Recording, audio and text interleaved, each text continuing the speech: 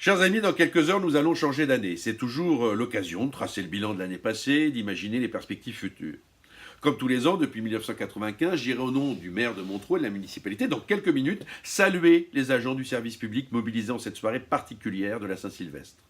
Tous les métiers, tous les emplois ont leurs particularités, mais pour être moi-même responsable de service public et ayant réalisé 25 années de ma vie professionnelle au sein de service public, je mesure l'implication et le dévouement de celles et de ceux qui exercent quotidiennement au sein de nos administrations souvent malmenées.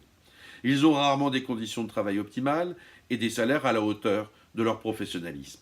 Ces personnels œuvrent quotidiennement pour notre bien-être et ont la foi dans ce que peut représenter leur mission, dans le respect de nos valeurs et notamment celle de l'égalité et la fraternité.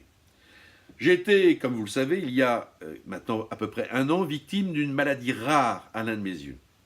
J'ai fait confiance en l'hôpital public et n'ai reçu aucun traitement privilégié. Aujourd'hui, même s'il me reste encore quelques séquelles, mon œil a été sauvé. Et j'ai retrouvé, avec mes lunettes, une vision 10 sur 10. Il y a 20 ans, mon œil aurait été considéré comme perdu.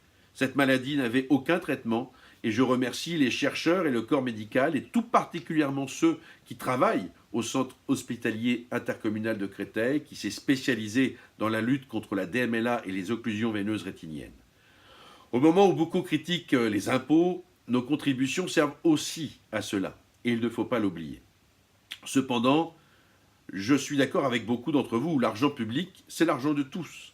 Ces dernières années, non seulement les impôts, les taxes et autres contributions obligatoires n'ont cessé d'augmenter, mais la qualité des services publics offerts à la population en retour ne cesse de diminuer. Où va notre argent?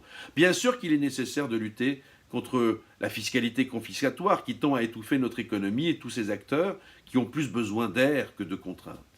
Dans les collectivités dans lesquelles j'ai des responsabilités, je veille toujours à chasser la gabegie, à veiller que chaque euro d'argent public soit dépensé correctement, que les collectivités exercent pleinement leur mission et participent à leur juste place au développement de l'activité privée, car sans elles, nous n'aurions pas les moyens pour l'activité publique.